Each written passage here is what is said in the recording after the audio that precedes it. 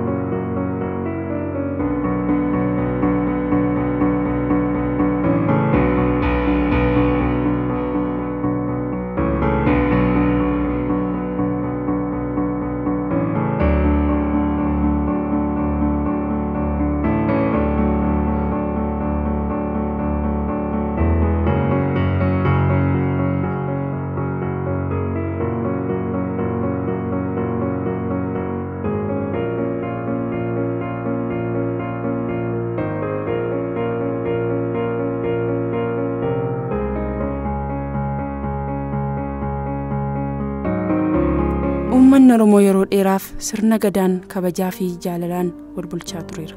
Sirna gadaa kana keessatti ijoollummaa ka'anii hanga ga'eessa ta'anitti tooftaa lolaa kanneen akka eeboo darbachuu, farda gulufuu fi kanneen biroo shaakaluun goota ta'anii diina isaan weeraruu dhufu tooftaa fi mala adda addaa fayyadamuun ofirraa qolachaa gootummaa isaa agarsiisaa tureera. Oromoon kan ittiin beekamu gootummaa isaanii. Dacheen Oromiyaa gootota kan diinaaf hin jilbeenfanne baay'ee biqilchiteetti. Gootota kunneen keessaa Dachaasmaas gara Suudhukii isa tokko. Gara Suudhukii abbaa isaa obbo Dhukii Gulummaa fi haadha isaa Aadde Warqee Elemuurraa caamsaa 27 1905 godina Shawaa Kibba Lixaatti magaalaa Walisoo cinatti kan argamtu iddoo addaa Maaruu jedhamtutti dhalate. Gara Suudhukii Maaruu Kaarruu Simalaa dhalatani.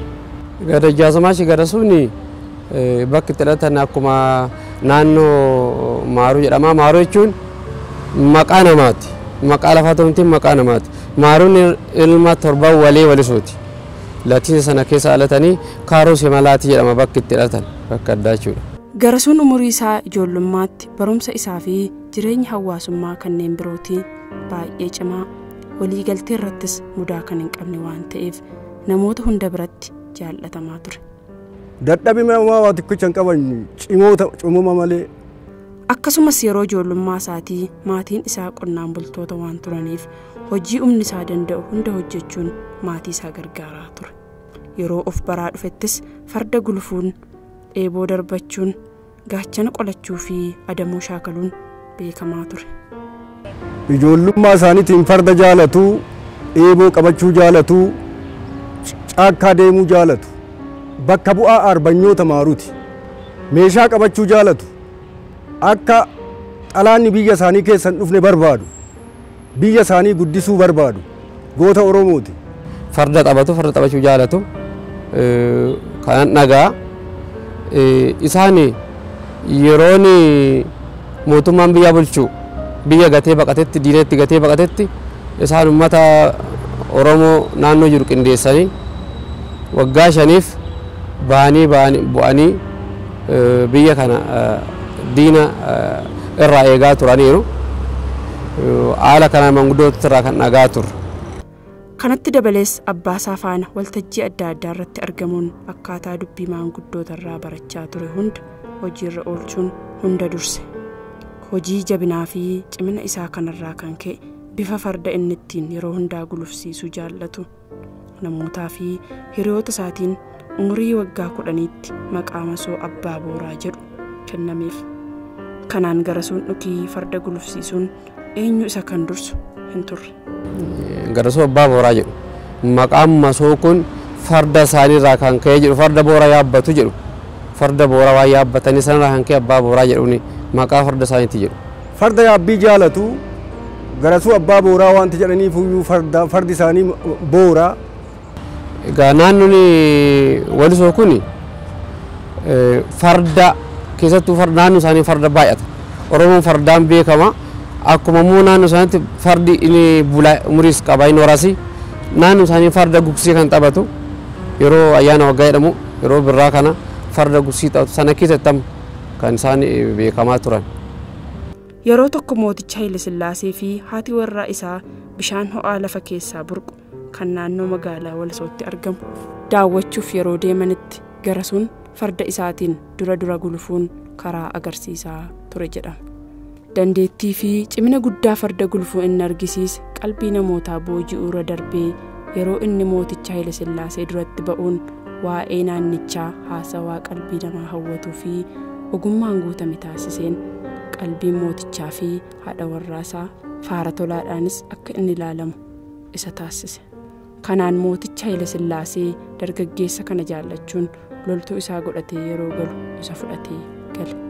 Yeroo mootummaa Haile Sillaaseetiin wal barani Haile Sillaaseen naannoo kana karaa Jimmaa fardaan deemaa turani jedhu. Fardaan deemaa turani magaalli kun kan magaalaa taate dura namoota keessa jira. Namoota ilmaan Latiinsa Walisoo keessa jira. Naannoo wal akka gandaatti jiranu daandii bal'aa keessa jira. Daandii bal'aa kana keessa Jimmaa deddeebi'aa turan jedhani. Yeroo kana deddeebi'an argatu Garasuu. Kanatti argatee daandiirra jira warri isaan soora guddaa maqaa qaba waan ta'aniif naannoo tulluu majaa kanatti tulluun tokko asitti uummata baasanii naannoo kanatti argatan Garasuu. Argatanii inni itti dhiyaannaan itti ilmeenyuutiin gaafatanii ilma beeluuti jedhee haala kanaan fudhatanii galanii tooftaa waraanaallee achitti isaan biratti barateedha.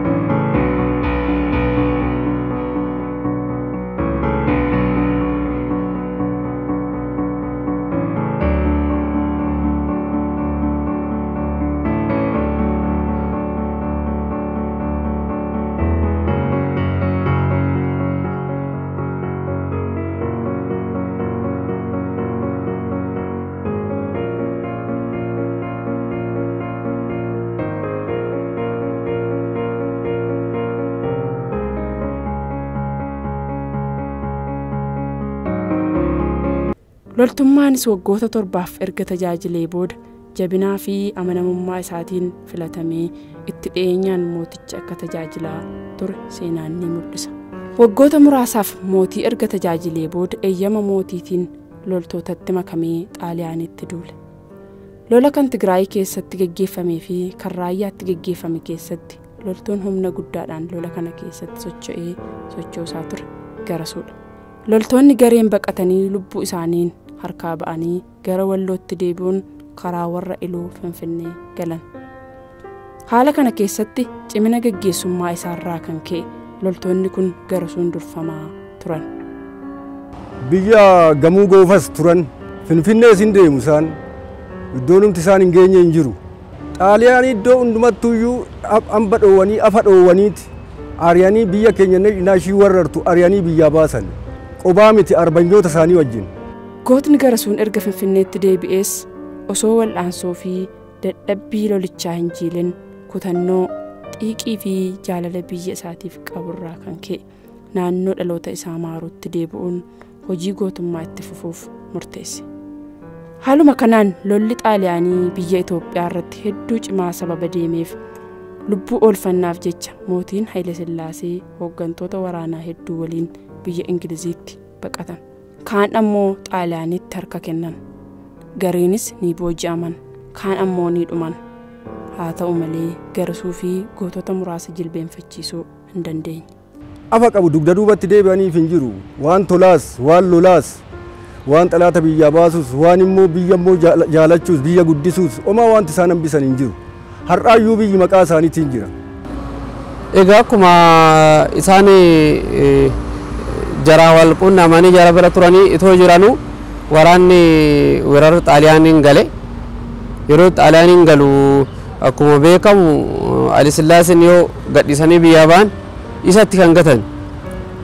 Isaan goota biyyattii naannoo jiranu hin beeku waamanii kaasanii wal qindeessanii biyya kana keessa xaaliyaanii waraanaa turan jechuudha. Tooftaa waraanaa immoo Dajjaazmaash Garasuun yoo kaabatti namni isaan kaaba jiru jedhan isaan kara kibbaatti argamu, yoo ba'aa jiru jedhan kara lixaatiin argamu. Haala kanaatiin diinallee akkaataa diina isaan hin arganne godhanii diinallee akkaataa itti qodatan tooftaa itti miidhaa turan akkasittiin jedhu. Waggoota 5 yeroo xaaliyaaniin biyyicha bulchaa ture keessatti gootni Garasuu loltuu qopheeffatee waliin riphee loluun diina bahaa gala dhookaa ture. Kallattiinis ba'uun diina humna lafoo fi qilleensaa irratti akkasumas loluun mo'achaa loltoota hedduu booji'aa kanneen barbadeessaa kanneen jalaa booji'aman deddeebifachaa qaabsoo hidhannoo fi hojii gootummaa itti fufe gootni Garasuu. Hanqii hojjetuu arbanyinnatii isaaniitiif bakka bu'ummaa arbanyinnatii isaaniitiif xalaata irraan deebi'an xalaata amma dilii godhanitti kanaaf jaalatani. Gaggeessitoonni xaaliyaanii daran sababa sodaataniif haxxummaadhaan si'a hedduu araaraaf jaarsa isaanitti erganillee gootni Garasuu gargaarsa uummataa fi onnee onnatu waan qabuuf kiyyoo isaaniitiin qabamuu hin dandeenye. Roorrisni ormi akka biyya abbaa hin qabneetti nama garboonfatu akkasumas lafaa fi qabeenya biyya keenyaa saamuu fi saamsisuuf asiif achi fiiguun isaa kun ramacii caalaa isa gube. Keessumaa lammiin Oromoo xaaliyaanotaan Finfinnee irratti dhumuun isaanii ija isaa duraa baduu dide. Gootni Garasuu haala kanaan onnatee qabsaa'utu jiru harka diinotaatiin rasaasaan rukutame. Akkas jechuunis yaadannoo isaa barreesse. Ani Garasuudha. Hojii koos xumure. Du'uu somaa miti.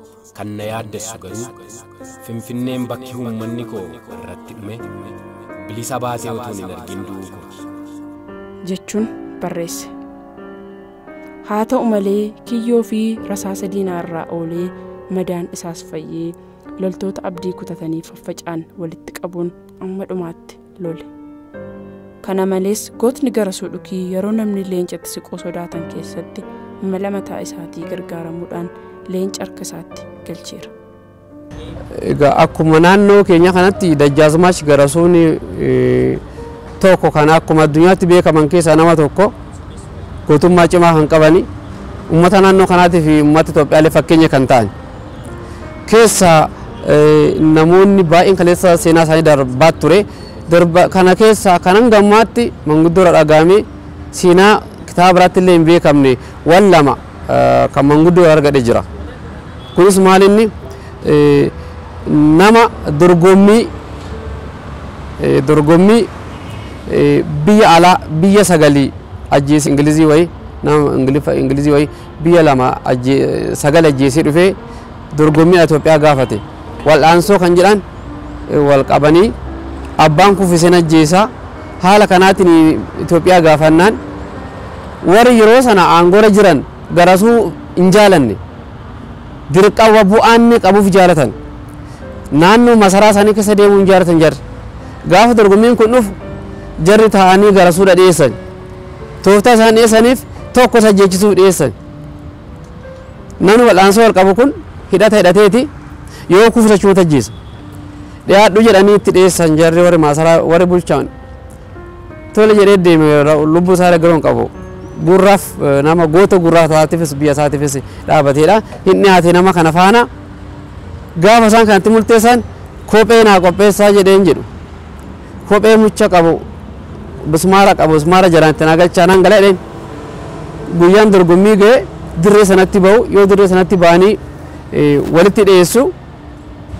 lachuu hidhatanii seenu shugguxii hidhatanii seenu abbaan kuffiseen ajjeesa wal'aansoo wal qabanii akka wal qabanii inni ishii tooftaa naa qopheessa jedhee caammaa jalatti mismaara qopheessee kanaan namicha kanuma gadi dhiitee tenshii namichaa kara kan naqee namicha lafaannee ajjeese jara ajjeechaa cinaas keessaa baasuu yaalanii turan yeroo lammataa leenca ama Finfinnee jiru Wallagga dhaqee kan fidiisa inni dura jarri wayiin galchan bayeedda jedhe Wallagga deeme konkolaataa tolchiifate Wallagga dhaqee kan leenca kana qobaasaa leenca lama konkolaataatti fidee madaksee konkolaataan fidee galchee isaa jedhu seenaa kanaan gaa namoonni kana dura dubbatan keessaa dhagaamne kana manguddoon natti mani nama jabaadha Gaarsuun jechuudha fakkeenyummaadha ta'a biyyaa.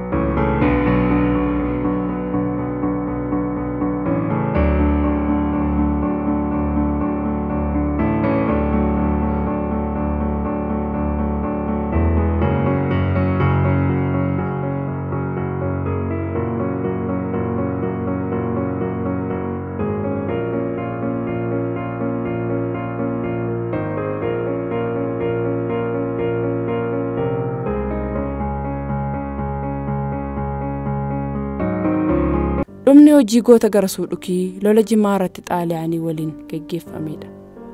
Gootni Garasuun loltoota diinaa kan Jimmaa irra buufatan loltoota isaa waliin itti marsuun yaaddessaa turan.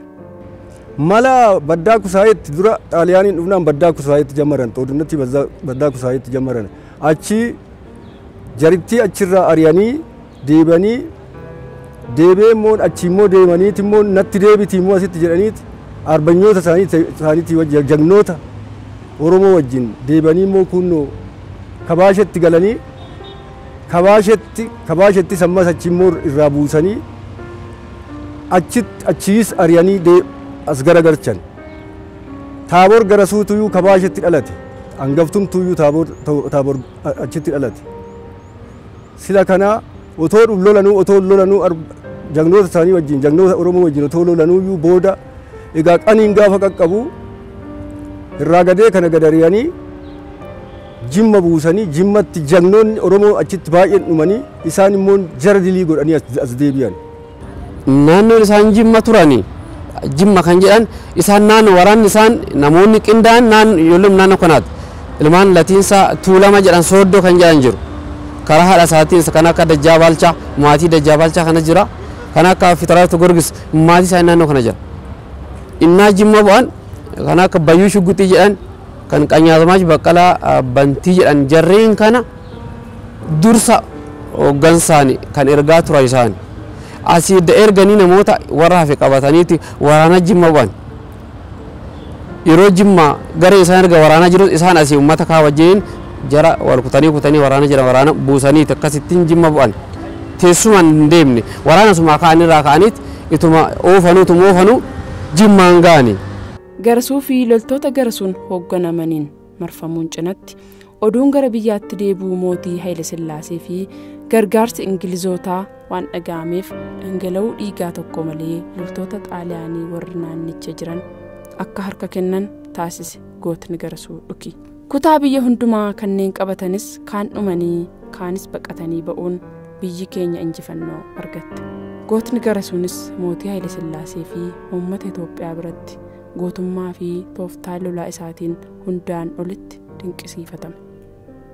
Kanarraa kan ka'e waamicha mooticharraa taasifameen loltuu isaa Shawaa Lixaa kan qaabsoo fineensaa turee fi Jimmaa kan bilisa baase mara dhiisee Finfinnee deeme. Namoonni marti ajajaa waraanaa biyyattii ta'a jechuun yaadaa turan. Innis akkanatti of beekaa ture. Hojiin isaas kanaa gadi miti. Mootiin Haayile Sillaasee garuu gootni Garasuu hojii isaa kanaan Oromoota biratti gatii na dhabsiisa jedhee waan shakkeef ajajaa waraanaa biyyattii hin goone. Wantootni Garasuu Dhukii hojjechaa ture hedduu fi kan nama boonsisanidha. Haacuu camaniyyuu malee goototni Oromoo hedduun isaanii Oromiyaaf qabsaa'uu darbanii biyya keenya Itoophiyaaf illee goototni Oromoo guutummaa guutuutti qabsaa'aniiru.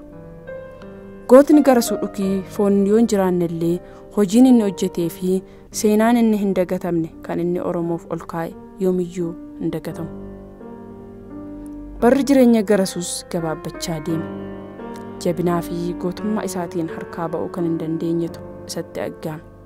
Utuma itti gaafatamummaa isaa ba'aa jiru Gootni Garasuu Dhukii dhukkubsachuun dhukkuba isaa kanas ogeeyyii biyya keessaa waan dadhabaniif gara biyya Ingiliziitti deemee akka yaalsifamu ta'e.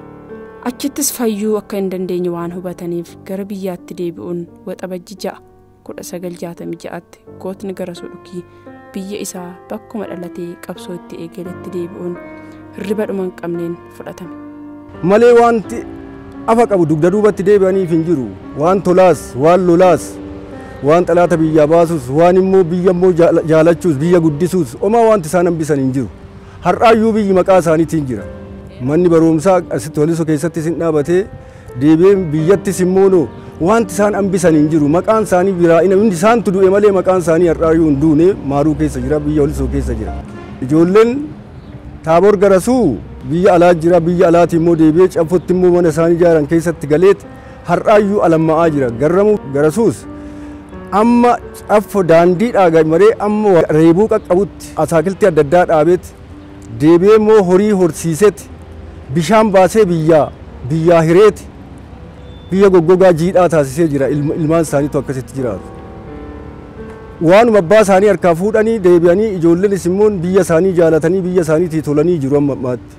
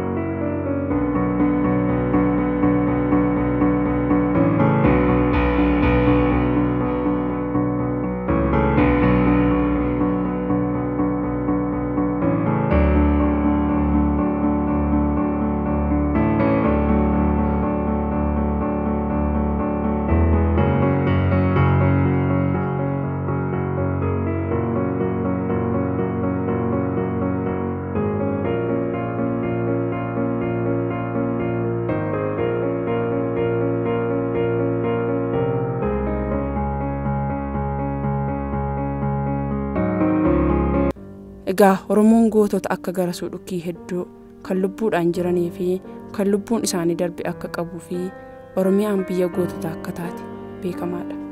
Oromiyaan har'as taanaan gootota Oromoo kanneen akka Garasuu Dhukii Oromiyaaf qabsaa'uu darbanii Itoophiyaaf illee kan dabarsanii of wareegan oomishiteetti. Egaa nus dhaloonni ammaa kun bilisummaa lammii keenyaaf hojii gaarii hojjechuu kan hojjechaa jirru immoo jabeessuu qabna. Borseenaan waa'ee gootummaa keenyaa, qabsaa'uu keenyaa fi waa'ee lammii keenyaaf falmuu keenyaa waan gaarii maal dubbata. Seenaan akka nu gaafatu beekna. Kana isinumaaf anniisa. Kanaaf egaa nus har'a gootota lubbuudhaan darban faarsuu irra kan darbe ofii keenya yaadaan, hojiidhaan akkasumas qaabsoodhaan waa'ee biyya keenyaa, waa'ee lammii keenyaatiif wanta gaarii gumaachinee darbuu qabna. Horaa bulaa.